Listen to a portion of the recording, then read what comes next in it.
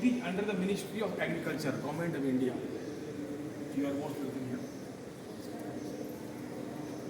आप यहाँ पर आए हैं फर्स्ट टाइम। एक एजुकेशनल टूर है प्लस प्लेजर टूर है प्लस एक मोटिवेशनल टूर है।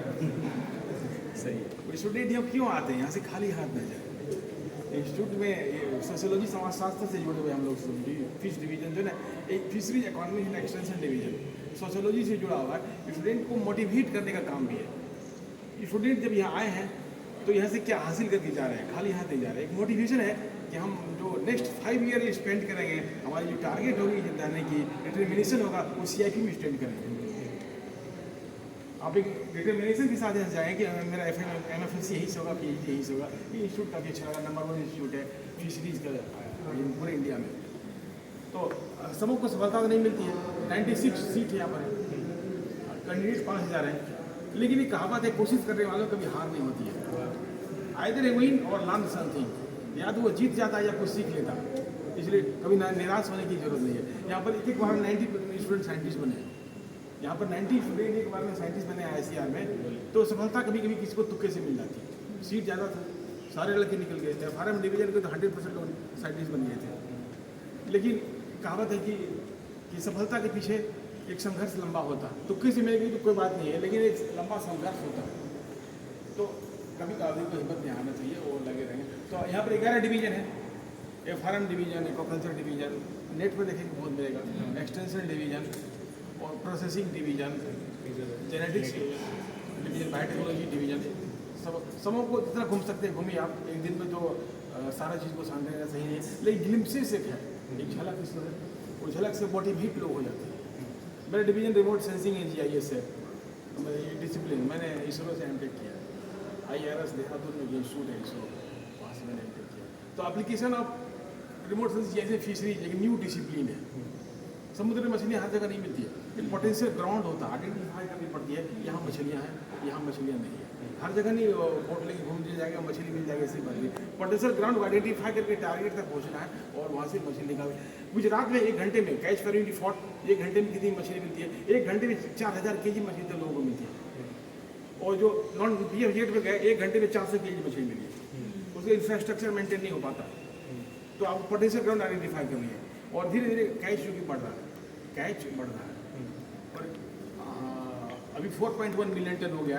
पिछले साल 3.7 मिलियन टन था। मरीन फिश कैचेज में बोल रहा हूँ, मरीन फिश कैचेज।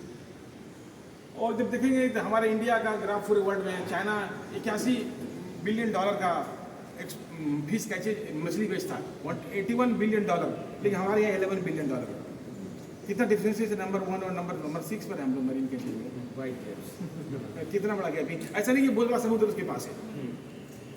अब मैं गलती बोलूँगा, वो मछली कहीं से पकड़ के ले आता है। पोटेंशियल ग्राउंड आइडेंटिफाई कर सैटेलाइट से उसके रिपोर्ट जाते हैं तो किस मछली पकड़ के ले आते हैं, किसी को पता नहीं चलने देता है। तो चाइना ऐसा भी काम करता है। उसे एक बोट को डुबा दिया था लोगों ने, तो इंडिया से मदद मांग रहा था रेस्क्यू ऑपरेशन करो। तो ये सब उसके धंधे में है। तो पूरे $350 बिलियन का है ये पूरे ट्रेड। $125 बिलियन तो चाइना का कम है। तो हम लोग को एफर्ट करके आगे बढ़ना है उससे। ऑर्नामेंटल फीस में हमारा कंट्रीब्यूशन 1% ही नहीं है। लेकिन बगल के कंट्री है सिंगापुर, उसका 11% है या 14%। बगल में है श्रीलंका, उसका 4% है। ये सब फील्ड में हम लोग को आगे बढ़ना है। मिशरीज वाले बहुत एक्सपेंशन की स्कोप है। और जैसे बताएंगे कि मछली है, खाना शुरू का ऐसी बात नहीं है। हमारे 75% रिवर जो है पॉल्यूटेड है। NGO ने रिपोर्ट दे दिया। बायोएक्युमुलेशन और बायोइन्फ्लेशन सब तो पढ़ाएंगे आप लोग को। हैवी मेटल जानते हो, इसका एटॉमिक नंबर 20 से ऊपर होता है, ग्रुप D के एलिमेंट। और मास का वॉल्यूम 5 से ज़्यादा हो गया तो आयरन भी हैवी मेटल में आते हैं। तो रिवर की मछलियाँ है 75% पॉल्यूटेड है, उसको खाते हैं, बायोएक्युमुलेशन होता है हैवी मेटल का। और हम लोग जो उसका कंज्यूम करते हैं वो बायोइन्फ्लेमेशन होता है और वो लीड्स टू कैंसर। एक बोल रहे थे कि बंगाल में मछली बहुत ज़्यादा ट्रेंड है, वो कहीं पर कैंसर इंस्टीट्यूट है, 70% पेशेंट जो है बंगाल से। अब किसी चीज़ को बात नहीं करना चाहिए ऐसे, लेकिन प्रिकॉशन सावधानी बरतनी है हम लोगों को। रिवर की मछली को अवॉइड करना। ऐसे सुप्रीम कोर्ट ने कहा कि रिवर में सीवेज को ना डालें। डाले पकड़े जाए, अगर डालते हुए पकड़े जाएंगे, टारगेट दिए इतना तारीख तक, इतना डेट तक, उसके बाद आपको कुछ पेनल्टी लगाया जाएगा।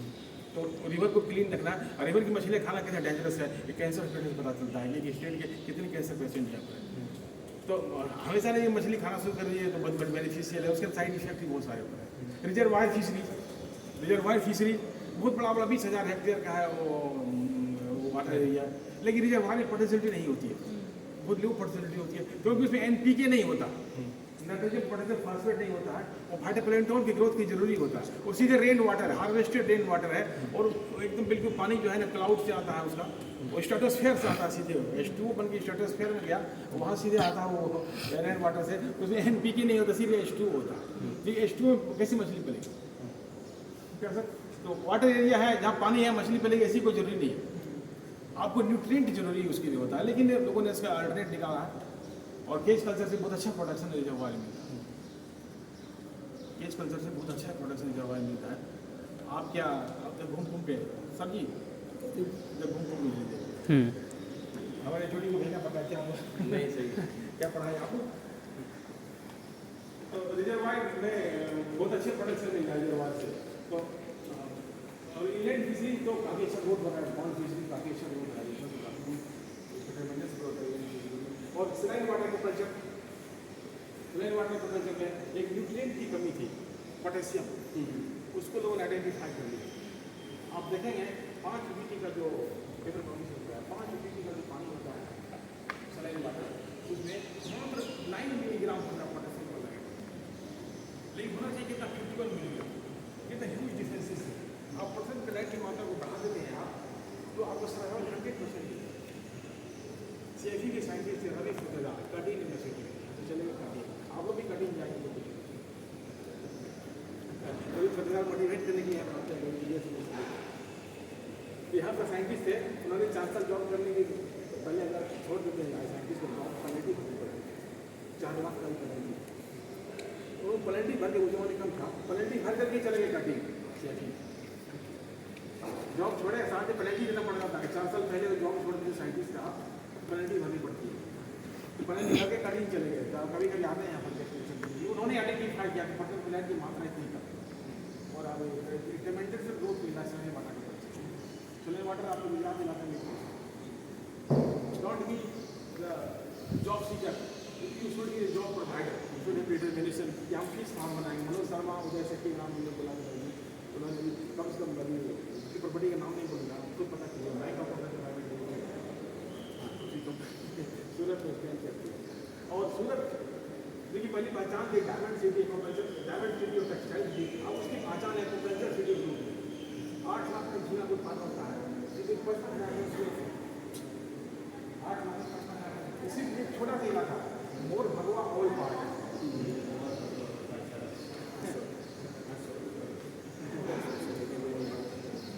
इसी में वो कल्चर होता है, तो उसकी पहचान एक्वाकल्चर सिटी से टेक्सटाइल डायमंड से बदल के एक्वाकल्चर सिटी में, ऐसा कोई ट्रेमेंडस काम आप लोग भी करें।